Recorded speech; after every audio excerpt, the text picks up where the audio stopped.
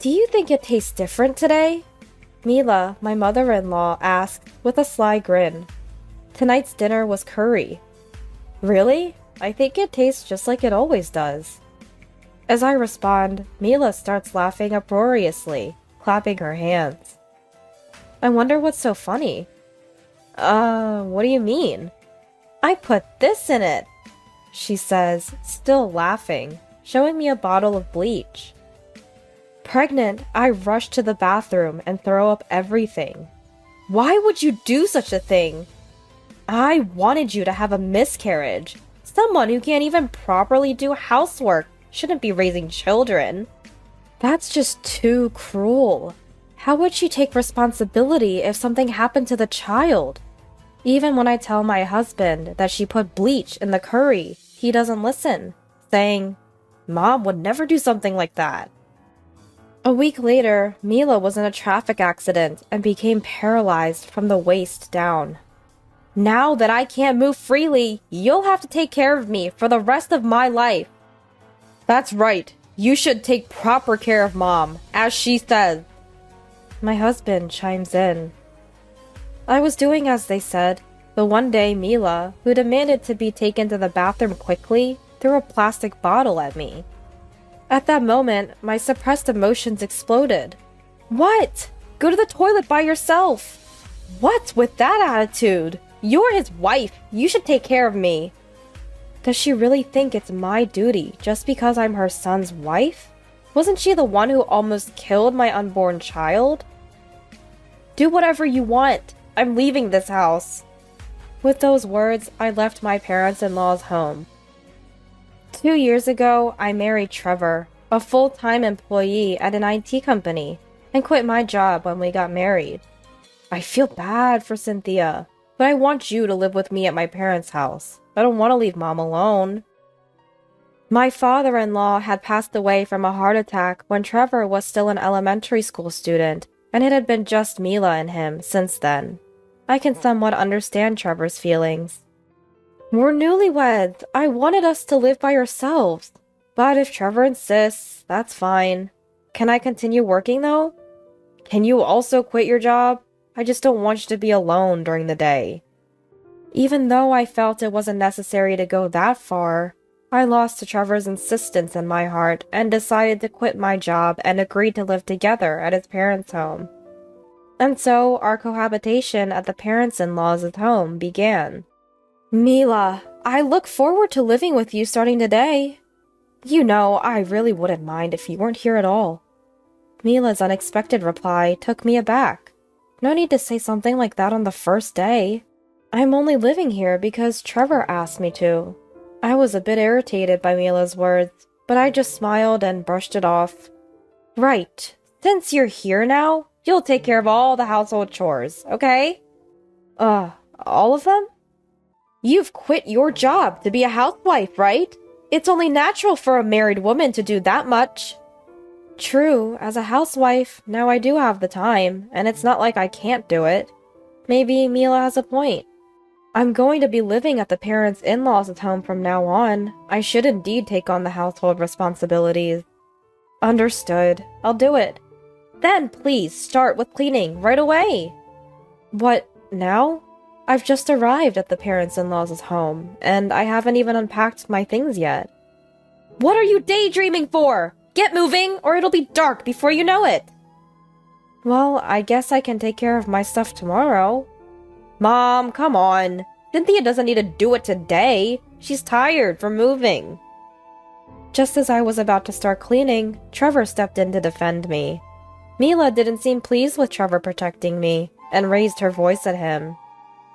You! What's with the coddling? Wasn't it your idea to have her stay in the first place? So what? She's my wife, of course I'm going to take care of her. Life at the parents-in-laws' home was full of uncertainty, but I felt truly relieved when Trevor shouted back at Mila in anger. With him by my side, I figured I could manage somehow. That's what I thought at the time.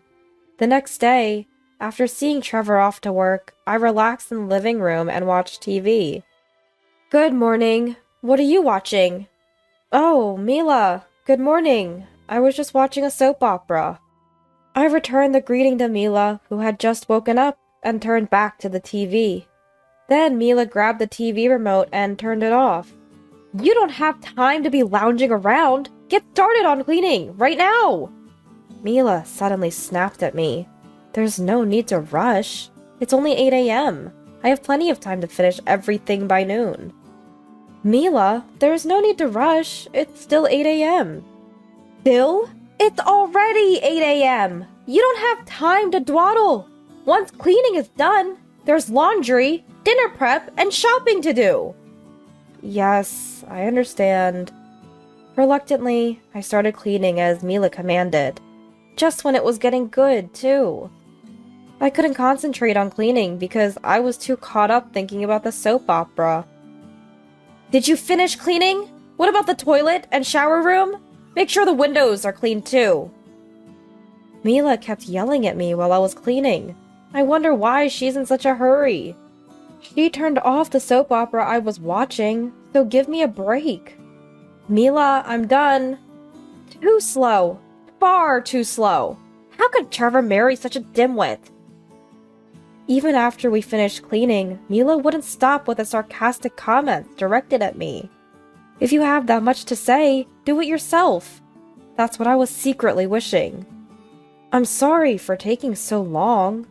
Exactly. That's why I never wanted to live with such a useless woman. Whether I did the laundry, cleaned, or cooked, she seemed to always have something to complain about.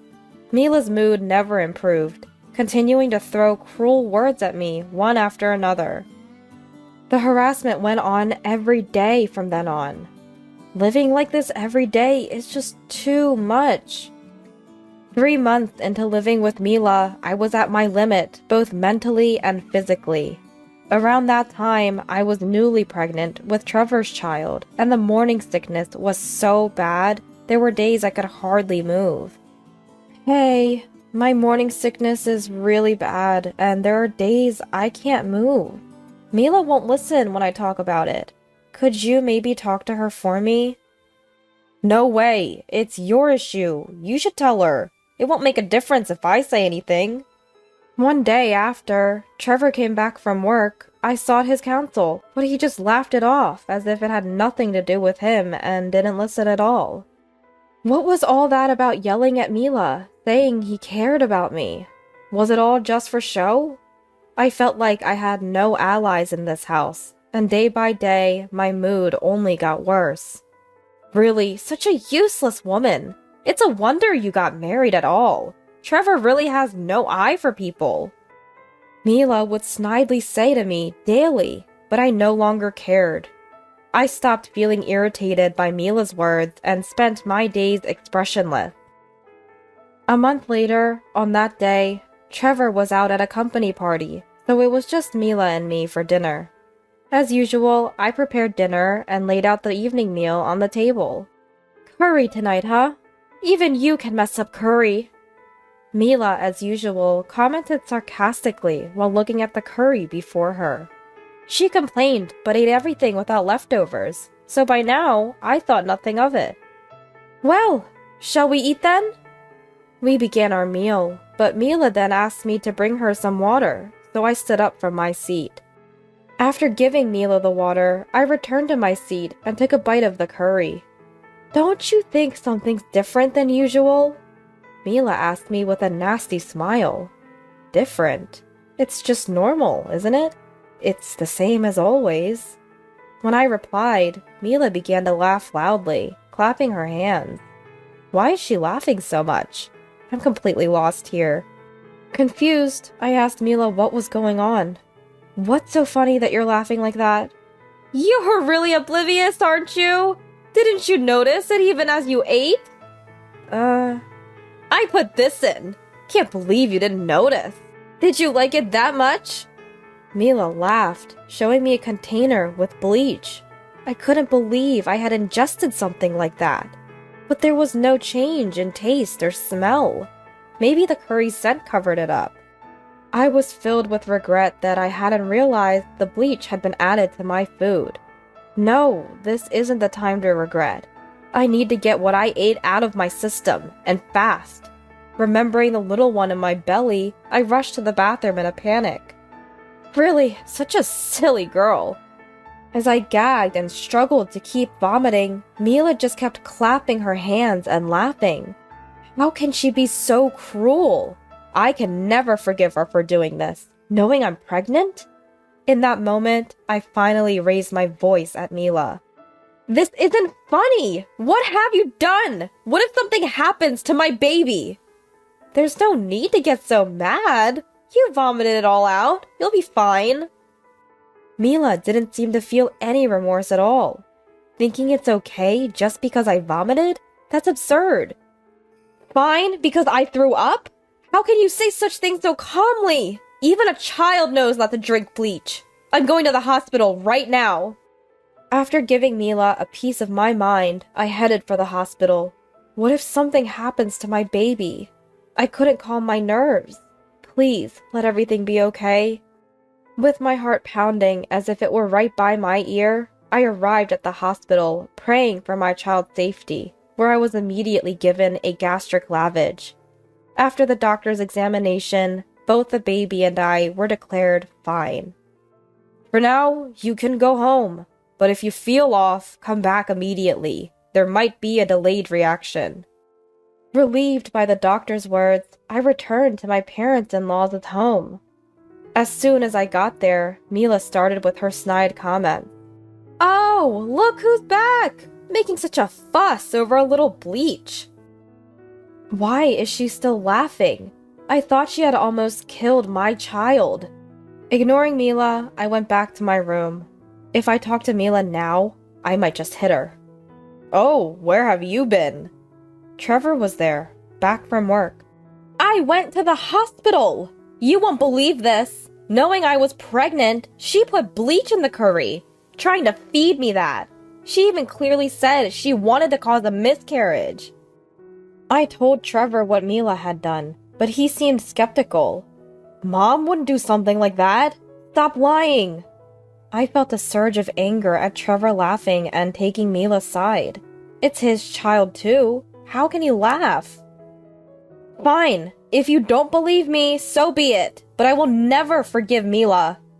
I don't want to stay in this house. If I keep staying here, she might actually kill my child. Mila kept up her harassment the next day and the day after. But I, having reached the peak of my anger, decided to ignore her completely.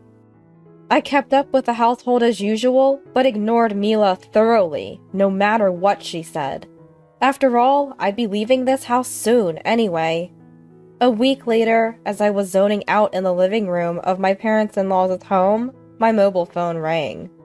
Cynthia, it's the police! Mom's been in an accident! Mila has? You didn't keep an eye on Mom? Just get to the hospital immediately! Mila had an accident? Now that I think about it, she did say she was going to buy groceries herself today. After hanging up with Trevor, I headed to the hospital where Mila was taken. As much as I dislike the person, I wouldn't feel good if she died. I just hope there's no life-threatening condition. Upon arrival at the hospital, I entered the private room where Mila was admitted. Is Mila okay? Yeah, she's pulled through. There was a grim look on Trevor's face. What happened? As I wondered, Mila spoke up. She seemed lucid and didn't appear to have any issues. My lower body? I can't move it. What? Does that mean you can't walk anymore? That's right. So now you'll have to take care of me. For life. Due to the accident, Mila suffered spinal cord damage, resulting in lower body paralysis. Hearing Mila's declaration, Trevor also broke into tears, saying, Exactly! Why did you let Mom go shopping in the first place? You should have took care of her, just like she said. That's what he told me. Why do I have to be the one to take care of her? This has to be a joke. I spoke up firmly to both of them. Why do I have to take care of Mila? After she almost killed our child? Fortunately, nothing happened, but what she did is attempted murder, you know. That may be true, but you're my wife. It's only natural for you to take care of Mom. Just because I'm his wife, I'm supposed to take care of Mila? He should take care of his own mother. Why don't you take care of your own parent? Stop pushing everything onto me. I have work, and I can't always be there. That's why I'm asking you. Plus, it's your fault for letting Mom go shopping in the first place. Take responsibility. Mila had said she wanted to go shopping, so I let her. Why do I have to be the bad guy? This family is so selfish. Realizing that arguing was futile, I stopped responding to them. 3 days later, Mila was discharged and returned to our parents-in-law's home. After dropping Mila off at the parents-in-law's home from the hospital, Trevor immediately left for work. It seems he has no real intention of taking care of Mila. Usually, you take the day off on your parents' discharge day. I'm so angry that he's dumped everything on me. Aside from her lower body paralysis, Mila is very energetic and started ordering me around as soon as she got back to the parents-in-law's home. Hey, pass me that remote control. You can reach it yourself. Why don't you get it? My legs don't work. Her upper body is fine, and the remote is within reach if she stretches out her arm. Don't call me over for such a trivial matter. That evening, the day Mila returned to the parents-in-law's home, her voice echoed from the living room. Hey, come here, will you? Not this again. Now what's it this time? Feeling fed up, I had been ignoring Mila, but her voice was getting louder and louder. Can't you hear me, you bitch? Get over here now! Reluctantly, I headed towards the living room. What's with all the yelling? Finally showed up, huh? I need to go to the bathroom. Take me there, will you? No, I won't. Please don't raise your voice for such things. After all, you're wearing diapers in case of emergencies. Leaving those words with Mila, I tried to return to my room. That's when I felt a strong impact on my back. Ouch! Looking at my feet, there was a plastic bottle full of water rolling around. Seems like Mila threw it in frustration at my attitude.